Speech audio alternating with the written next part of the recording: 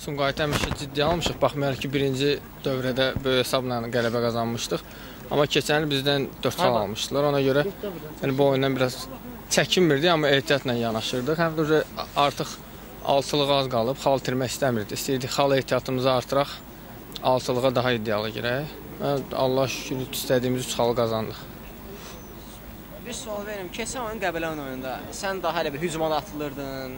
Həm arxaya da, yaradıcı, ən gözəl oyundan biri, belə demək olardı, ən gözəl oyundan. Oyundan oyuna fərq vardı. Yəni indi bu oyun biraz fərqli oyundur. Çünki Qəbələ tam bunlarda birincisi demək olar ki, hücuma gəlmirlər. Çox arxadan oynayırlar. Böyle məcbur biz arxada top saxlamalıydıq ki, çıxsınlar qabağa. Ona görə yəni orada elə boşluqlar olmurdu ki, ora biz də gedək ora. Bir də yeni transfer Reynaldo onu necə dəyərləndirərsən? Həm komanda bir təcrübə olmuşdur. Yəni birinci oyunda demək olmaz ki, necə oyunçudur, nədir. İnşallah ki, yaxşı oyunçu olar hər halda. Yəni pis oyunçunun Qarabağda işi yoxdur.